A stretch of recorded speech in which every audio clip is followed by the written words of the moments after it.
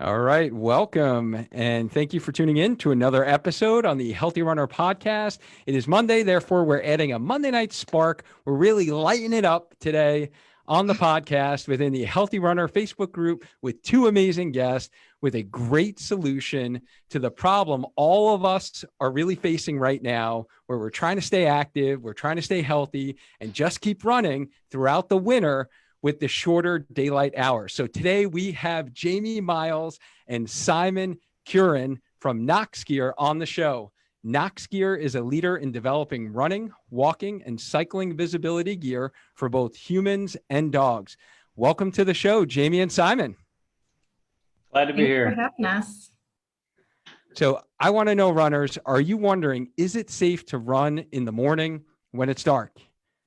How do you know when you should run if it's dark out? Or how do you stay safe in the dark, right? So if you are a 5 a.m. runner or a 5 p.m. runner for that matter, like myself, and you want to learn about lights for running in the dark, then you need to keep listening and find out about some amazing running in the dark gear.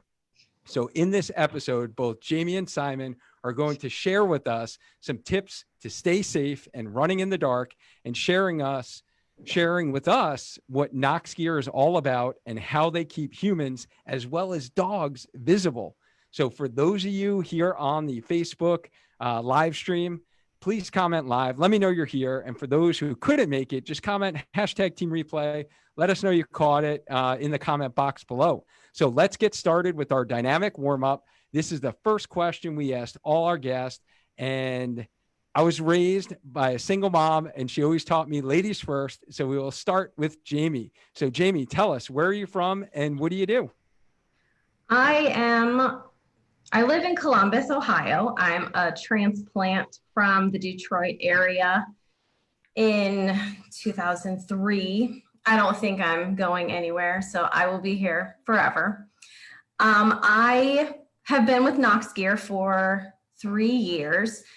I do mostly customer service. I run the ambassador program. And with a small company, the job description lines are often blurry. So, I do dabble in other things. So that's essentially a nice way of saying you're jack of all trades. Master of only a little. I love it. You're a runner yourself, is that correct? Yes. Mm-hmm. And we were actually just talking about your name because I was wondering if it was your real last name or if it was just because you love to run miles. It is my real last name. And I see light hounds walking past our house. Are they? Oh, that is amazing. The neighbors down the street have dogs and they both have their light hounds on. That is great timing. And when do you like to run, Jamie? Sorry, when? Yes. What time of the day? Oh, the crack of dawn. Everything happens in the AM. In the PM, I sleep. So it's like nearing my bedtime now because my alarm goes off at 4:30. Yes. Yeah, that's pretty much when mine goes off as well. So you and I have that in common, the 5 a.m. runner. Simon, tell me your story here. So you are the one of the founding owners, right, of Noxgear? That's right. I co-founded this with my partner, Tom Walters, in 2012. And really, we launched it on Kickstarter in 2013. And I'm glad to hear that Jamie's not going anywhere because she's our next door neighbor. And it's just it's awesome to have her next door. And I'm looking for the Lighthounds, Jamie. I think they must have gone up the street. Yeah, they were walking my way. Okay. All right. Yeah. So we co-founded Noxgear in 2013. We were a bunch of engineers up in Buffalo doing research and development. Tom and I had actually taken a class together at Ohio State and didn't even know it. But then we started doing these special projects up in Buffalo and got all this autonomy doing whatever we wanted. And one night, we had been actually trying to start a company for a while, and we closed down the lab and then started building stuff like portable blenders and crazy stuff. And one night, a bunch of engineers wanted to do a nighttime ultimate Frisbee game. And so Tom and I thought, well, let's create some light up vests for that. And we went and tore apart like a fiber optic Christmas tree, and duct taped that to our chest. We stayed up all night in the lab making these things, and that the next day came and everyone went out on the field, lit up like Tron. It was unbelievable. Cars stopped, people like came to the park and watched it like there was something you'd never seen before. I won't forget it. And it was very memorable. And from that, really, that's where Noxgear started.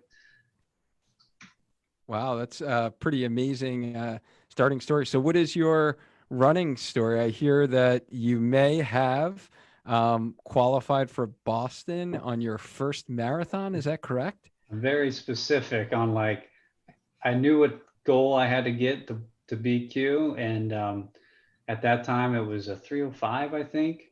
So I did it in 3:04:52, which apparently wasn't enough to let you run the race, but you get to qualify. Yeah, I'm an engineer.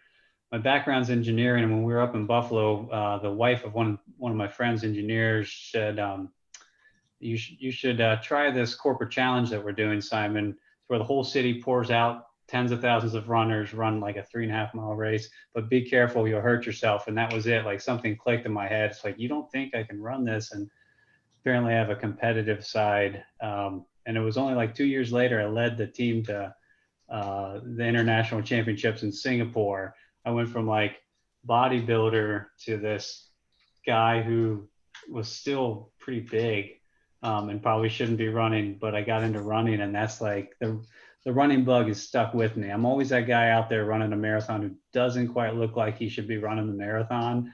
And people are probably like, oh, he's going to give up, or he's that one guy who just ran into the middle of the race and is pretending like he's going to finish it. But yeah, it's just my thing. I go out and run as often as possible. That's awesome. And I think probably your success, like I'm a big proponent and belief on how important it is to strength train in order to run. That's kind of my motto. And, you know, I would imagine you were doing a lot of strength training for many years, and that's probably some of the credit to what made you successful as a runner as well. So thank you for sharing that story. So let me just catch up. I see we have some of our healthy runner friends here. So Amber's here on the live. Amber says she loves her Noxgear. Thanks, Amber. Kat says that she's a 7 to 8 p.m. runner. Jean's here on the live. Sean is here. Nicole is watching. Lou, what's going on? Lou is here. Trisha's here. And Bala, you're here as well. Melissa, so good to see you. And Dina's here on the live. Glad you found it, Dina. And Coach Latoya Felton is here as well. So guys, as we're going on today, drop any of your questions that you have for Simon or Jamie in the comment box, and we will do our best to get to those questions throughout the interview today. I guess I should probably share on how we actually connected and how this came about. So for those of you who didn't hear the episode with Shan, we had Shan on the show for episode 40 of the podcast, and we connected through Shan and hearing his amazing journey running across America. And I just saw him update on his Instagram that he is in Pennsylvania now. So the last time we interviewed him, he was in Iowa, and then he ran through you guys in Ohio. He ran through there or Illinois first, and then Ohio, and now he's in Pennsylvania. So Keep going. I saw Shan posting some great pictures, him and Callie, of Noxgear, and I was like, what is this light up vest thing? So I asked him when I offline there, you know, what it's all about, and I thought it was a pretty cool product, and that's how he connected Jamie and I and made this all happen. So for those of you who didn't catch Shan's interview, check it out. It's a pretty amazing story. He is literally running across the whole country, and he's doing it for a great cause to support an amazing charity, Food Share, which helps a lot of folks with food insecurity, especially during this month, especially during the holidays. So check out that episode, episode 40, Shan, and check out his cause. And if you can, donate to his cause because it's a difficult time. We got a pandemic going on, right, guys? So, all right, let's get into today's episode here. So if I'm scared of running in the dark, because I think many runners probably are, is it safe to run in the dark? Okay, so there's two parts to this answer. There's the part of being visible so you don't get run over. And then there's the personal safety part. And the personal safety part is you just have to know where you're running and be aware of your community and wherever you are. So if you're not comfortable running wherever you're running in the daytime, you're probably not going to be comfortable running in the dark. There are a lot of places that I won't run in the daytime, but there are lots of places I'll run in the dark. That way you don't run past my house, Jamie. Yeah. I'm perfectly comfortable running past Simon's house. Usually I don't make it to his house because I get to my house first. So it's all about visibility and then For also being safety. visible, yes, it is perfectly safe to run in the dark. There are lots of things that you can do to make yourself visible so other people can see you, drivers can see you. And there are things that you can do so you can see and not trip over stuff, because a lot of people are worried about that too, being able to see. Yeah. So, sorry, go ahead, Simon. No, I was just going to add to that.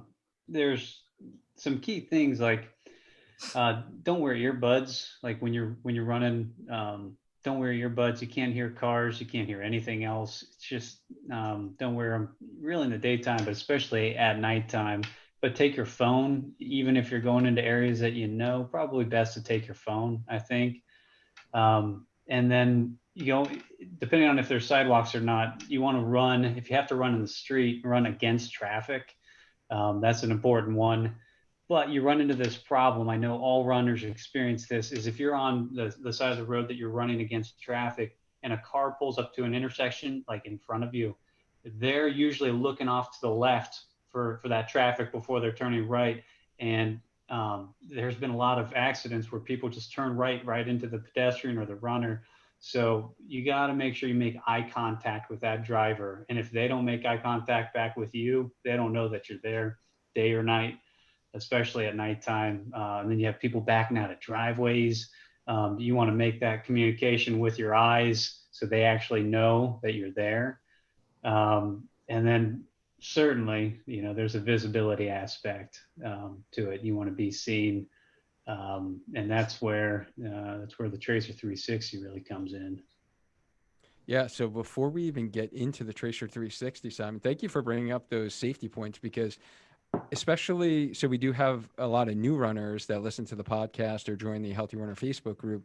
And I think tips like you just shared are like golden. I think people who have been running a while are like, oh yeah, of course, that makes sense. But if you're new to running, what Simon just said is like super important, because I know myself, I've definitely come into like 2 or 3 close calls on exactly that scenario that you mentioned at an intersection where I think the driver sees me, but clearly they didn't, and they start to make that right turn. So now, honestly, even if the driver sees me, I'll look at them, wave, and I run behind the car. I don't even chance it anymore. I never go in front of a car, because I always think, you can't give anyone the benefit of the doubt nowadays. You always assume they can't see you.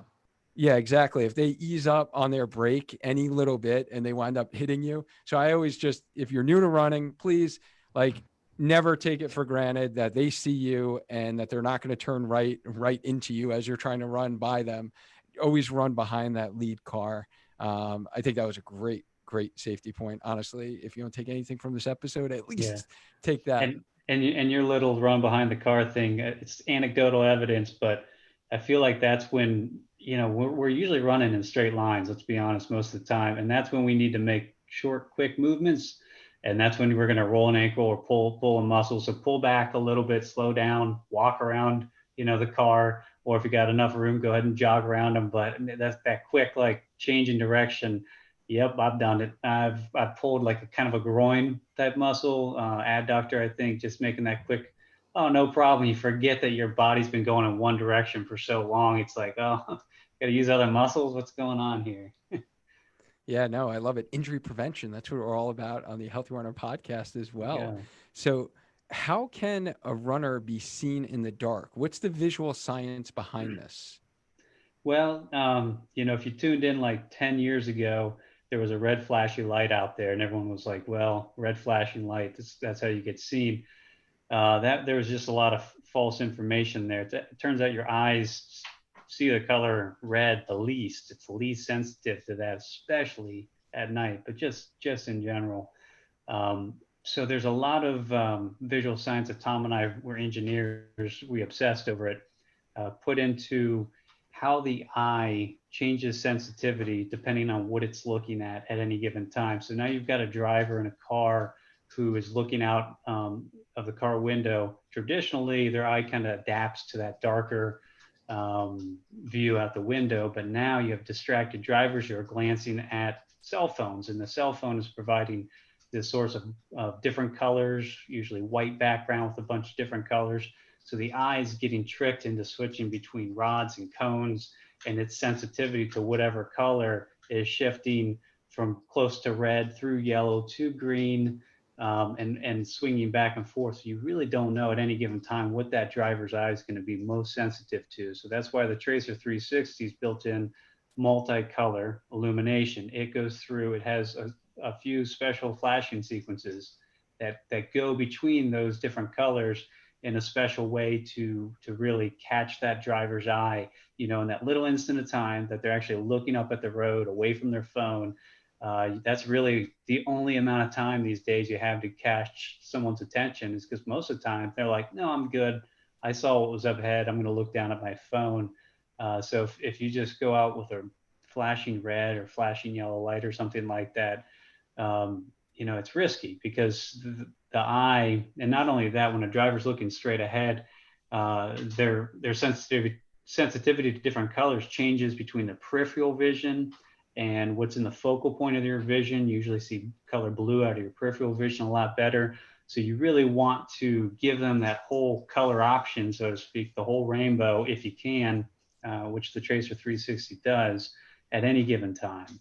And then we've done other things, like you put retro reflectivity, that stuff that usually people call reflective coatings. We put a real special one on there, so the second the headlights hit them, it really lights up extra bright. But that's kind of last minute. That's once the headlights are on you, it might be too late. Usually it's when you're coming into their field of view that they don't see you. So that's where the multicolor illumination comes from. Yeah, I can see that definitely being beneficial for that side. Like we were just talking about that scenario where you Yeah. you actually see them coming from the side. That makes sense, that you're not relying on their headlights to be on you, because if their headlights are on you, that means you're in front of them, right? Yep. No, thank you for sharing that visual science, because I didn't even know a lot of that, honestly, and sharing like anatomy of the eye, like rods and cones. That is amazing. So let me just catch up on comments. Trisha's here on the live as well, and she says that she loves her Noxgear as well. And Latoya just did 3 miles done tonight in the dark, and she's always more aware of her surroundings when she runs at night. So I know she was looking forward to, she's seen your product before, and she was looking forward to learning more about it. So how and why was Noxgear created? Well, originally we thought we were going to get into the night sports, because we lit up this team of ultimate field players, bunch of engineers. It might have been a bunch of rum involved too in the first game, and so we were really excited about playing ultimate sports where you light up a team red or yellow and, play. But when we launched on Kickstarter, we offered that, and we offered this other version, the Tracer 360, and it became really clear, that this is what people needed, and they understood. I think what's happened is people have understood that there's just such a need for something better than anything else out there, and so they see all the flashing, red lights and the uncomfortable vests that you can wear, and then they see ours and they think, well, that more than checks a box, right? I mean, it does that and then some. Plus, it's just cool as hell, and people love it. And if if I need a pick me up, I'll go run at night with the Tracer 360 and I'll feel like a badass, to be honest. You bring your own party. Yeah.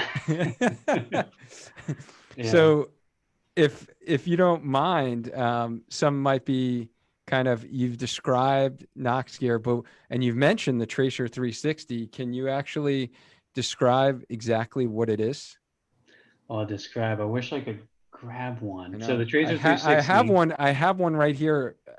Matter of fact. Well, So I don't know if you can do the description and I'll be like Vanna White and do the modeling. yeah, I could go get one off a stuffed animal my daughter usually plays with. Puts it on the stuffed animal. Yeah, let me describe what you got there. So Tracer 360, the belt that you see, okay, and the white nexus. So the nexus is where it all comes together, and the belt, the nexus goes on your back, and people are like, oh, it's the brightest spots on your back. That's because you're most vulnerable from behind. So that's where we have the most color is from behind. Oh, my wife brought me the other one. Nice. Look at that.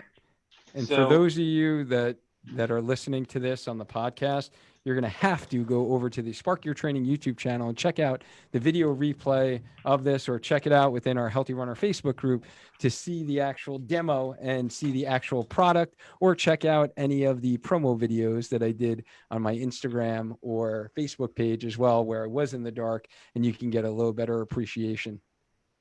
I think that'd be the best way. It's so hard to show. I hate being put on the spot when people are like, what's your company do? And then you try to describe it with words. It's more of a visual product. But the belt will go around the chest, and it's actually important. It goes right where the underwire for like a bra would go. Some people think they should put this belt down around the waist, but anything mobile around your waist will walk itself up to right about where a heart rate monitor goes. So this strap actually goes around your chest. And one of the reasons it's so lightweight is we don't have any other material other than material that makes the light visible, that goes over your shoulders. So you have two fiber optics that go over your shoulders. And then in the back is the main unit that you can use to change your illumination modes. And then we have listened to our customers, and we've put in solid codes that you can dial through, because they'll go out in packs and teams, and everyone wants to be a different color. So, hey, you know what? You get your multicolors in the group, and you can go based on your mood. So you can change through that just at the press of a button in the back. Nice. Based upon the visual science that you explained before, do you recommend, if runners are going out by themselves, to do, you have, like, I noticed 4 different kind of flashing options. Do you recommend those options where it cycles through the different colors? That's absolutely right. Yeah, I would totally recommend that on your own if you're out running instead of a solid color. Okay. Yeah, that's helpful, because the first time I went out, I went solid, because, you know, I'm kind of a solid kind of color guy, you know. And then I was thinking about that, and I was reading a little bit more on your website, and I was like, maybe I should have the blinking, you know, versions on. But if, Jamie, do you ever get distracted when you're running if you have the kind of the blinking or the cycling through? Like, is that distracting to you as a runner? No, it doesn't. I can't see it unless I'm looking down. Yep. Yeah, that's what I noticed this morning as well. Because I was wondering if that would like annoy me as I was running, that I see like blinking lights. But you're right. It's not really in your visual field when you're looking straight ahead, pretty much. Now, when I run with people, the flashing bothers people who are right behind me. So I'll use the solid color, and Okay. my friends use the solid color. But when I'm by myself, I flash. You Nice. what? Say that again, Jamie. I flash. No one can see me. I love it. I love it. And does this work on rechargeable batteries? How is this powered? There are 3 AAA batteries that come with it, regular batteries. It will work with rechargeable batteries. Okay. Yeah, so we nice. sell rechargeable batteries now at Noxgear. We listen to our customers, and we actually have been working on a new tracer that'll come out late next year that'll have that built in, but it'll also be a replaceable rechargeable battery.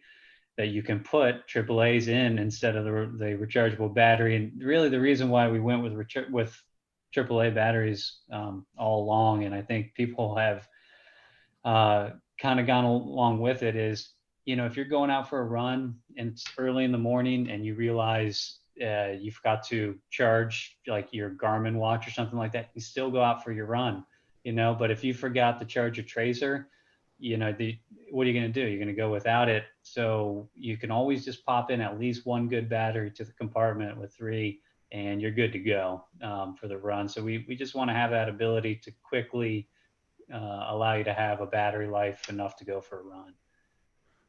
All right. Well, if it's got batteries, though, does that mean you can't use it in like the rain or snow or sleet and freezing rain? Unfortunately, we'll have in Ohio where you guys are and in Connecticut where I am right now. So I have a story about this. I got my tracer for Christmas in 2013. And my very first run with it after Christmas was 9 miles in the rain. And I was like, I'm totally going to ruin this thing. That's it.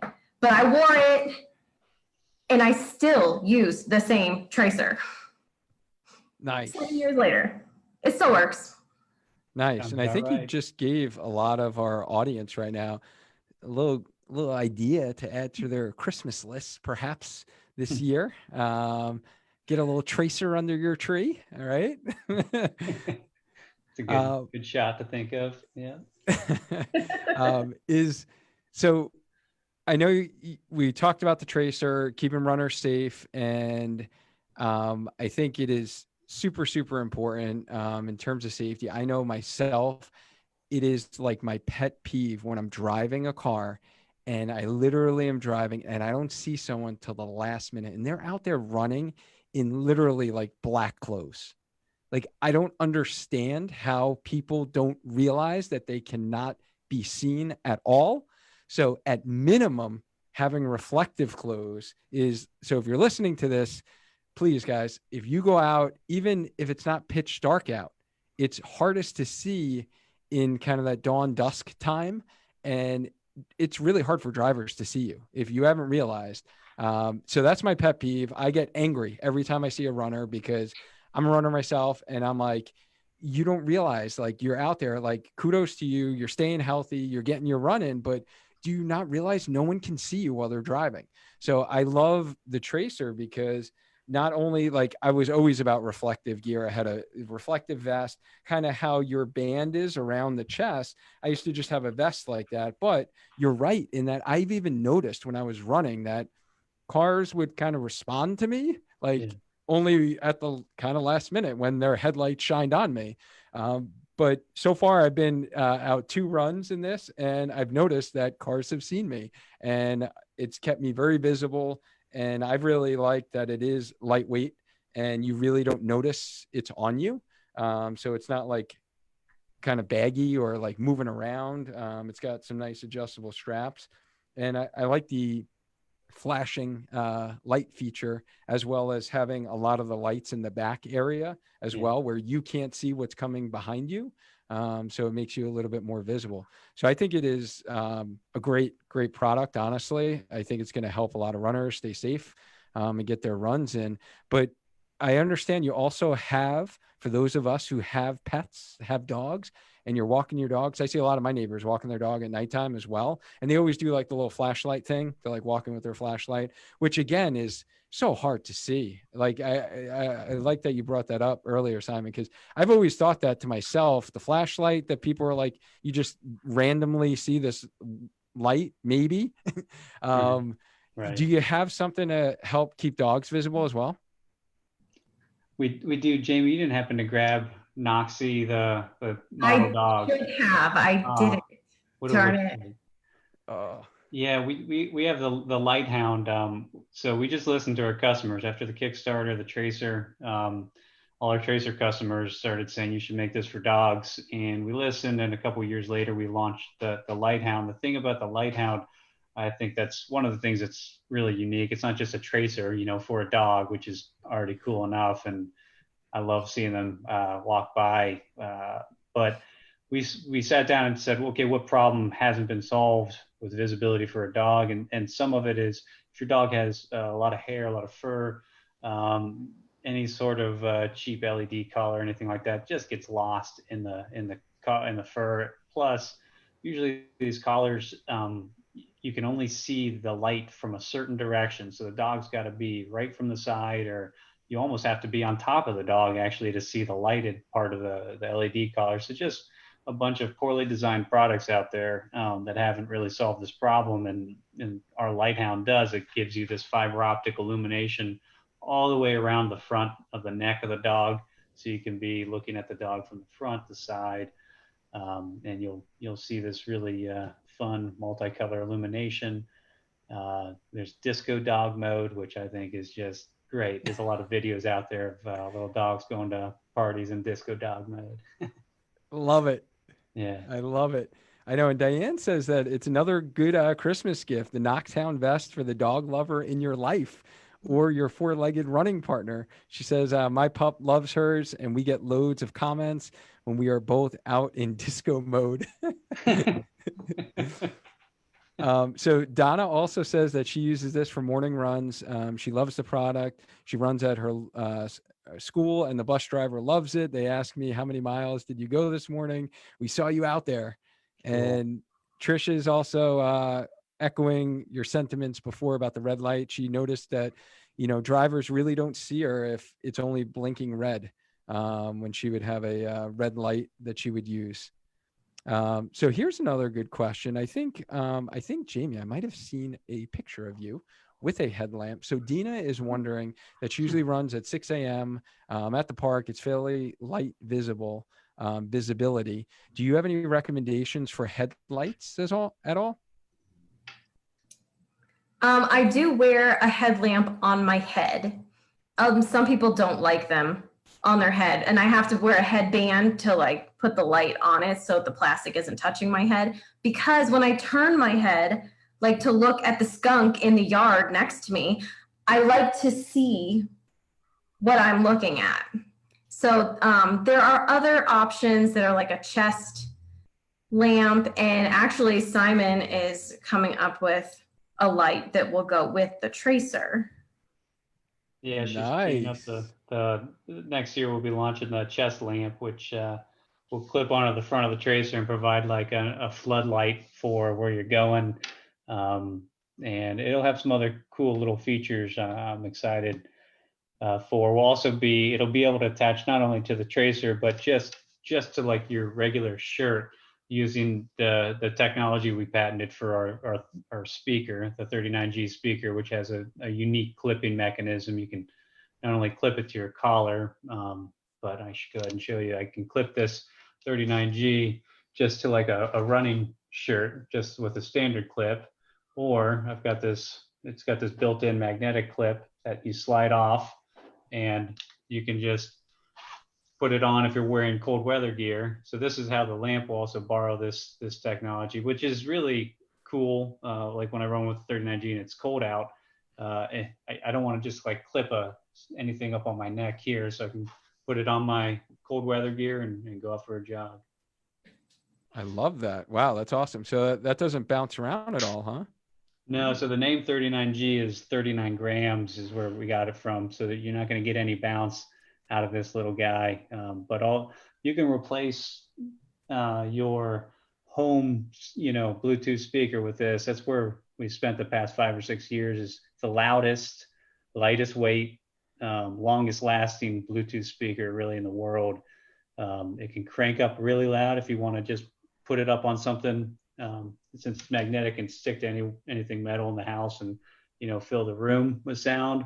Or if you're going out and you just want to have those non-earbud tunes, because you don't want to wear earbuds and block off the sound, you can take it down nice and low, listen to your podcast nice and low while you're out on a jog, and it's like you have someone there talking with you, but I can still hear the car coming. I can hear the leaves crackling as they blow by. It's just it's been really nice. Wow. Yeah, no, I could see that definitely being helpful, and a lot safer way to run. And then you can listen to the Healthy Runner podcast on your 39G. I like it. Sounds good. I love it. So we're getting down to the final stretch here. So I want to know if you could change one thing about the misconception of running during the winter or during the darkness, what would that be? You go, Jamie. What do you think? Okay. That it's too cold to run. That is the misconception. It's not too cold. You're just not wearing the right clothes. I agree. So true. I Yeah, wear my- an entire load of laundry to run in the cold. That's so true. Yeah.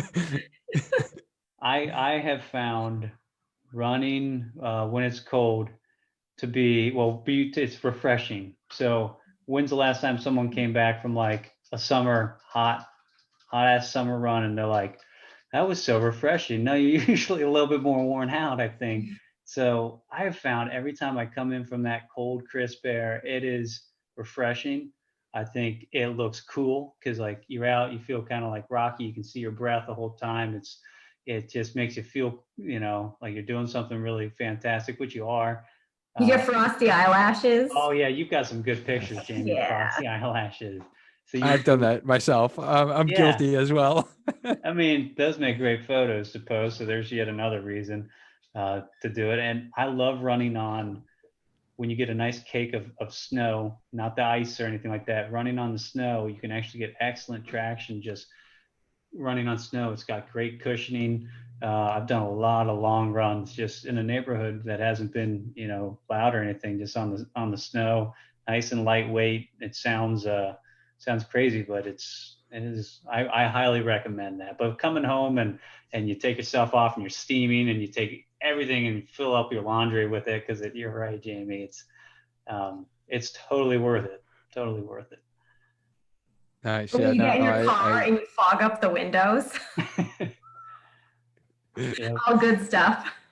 Yeah, it's all about dressing properly for winter running. And I also agree that, one of the biggest things I think this year we need now more than ever. I actually just posted within the group yesterday, kind of, why do you need to run now? And literally at least half of the runners in our community said they need their, sanity runs. They need, to relieve stress, relieve anxiety, get away from the quarantine family.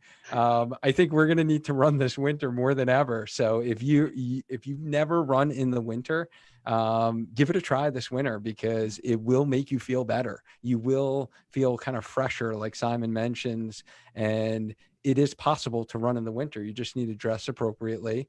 And we're inside anyway, most of the winter. So just getting out there, I know for me during the winter for a run, it's just, again, mental clearing. You're actually getting outside. And if you can during the day, we're talking about running in the dark, and I will be in the dark running, except for my weekend run. So I do go out a little bit later, and I love those, throw on the sunglasses, especially when there's snow on the ground. It's really bright. You really need some good sunglasses, but it makes you feel so much better to just get out there and, do something active and get the heart rate going outside within nature. Yeah. All right. So I'm sure that there are going to be many folks who are kind of intrigued about Noxgear and help. They want to learn more about Noxgear. How can they find out more? You can go to the website. That's the best place to start. Noxgear, and Noxgear gets its name. Nox is Latin for nocturnal, or the Greek goddess of the night. So that's where Nox comes from. So think of that. Or you can also probably type in just about anything, lightupthing.com. I think we've got just about every other domain if you can't remember Noxgear. That's, by the way, the hardest thing when we started the company. We never thought of that question everybody gets asked. I'm sure your listeners get asked that too. When someone's like, oh, what is that? And you say Noxgear, and they're like scratching their head. What'd you say? So Noxgear. Nice. Or light up thing. Or light up thing. The light up thing. And I will definitely drop those links. So if you're listening on the podcast, just go to the show notes. You can click right over to Noxgear. Check out their amazing products. Like I said, I'm a big fan. I'm new to the Noxgear fam, and I'm a huge proponent, supporter. I think it really helps us stay safe so we can stay healthy and run. And if you guys found this talk helpful, within our Facebook community. Thank you first off for jumping on the live. But if you found it helpful, hit that like, hit the love button, show Simon and Jamie some love from our Healthy Runner community. And if you guys are catching this on the Spark Your Training YouTube channel, thank you so much for catching this. And if you're listening to the podcast, please share this episode with a runner you know who is running in the dark, and they probably should be lit up a little bit more, or maybe they have a four-legged animal that needs to be lit up when they go to take them out for their walks. So like we mentioned earlier, that these make some great holiday gifts for the runner in your life. So thank you so much, Jamie. Thank you so much, Simon, for sharing what Noxgear is all about. Thanks for having us. Yeah, thank you. Yeah, no, this was fun. And everyone, remember, every Monday night, 8 p.m., we go live within the Healthy Runner Facebook group. So keep us in mind in your schedule so you can get your questions answered. Coming up next week, we're going to be talking, kind of continuing on this theme of running throughout the winter. And we want to know, how do we stay healthy and run throughout the winter and during COVID-19? So we're going to have running coach Mary Johnson for her tips on how you can keep your mental sanity and get stronger during these cold winter months. So thank you again. And remember, stay active, stay healthy, and just keep running. Until next time.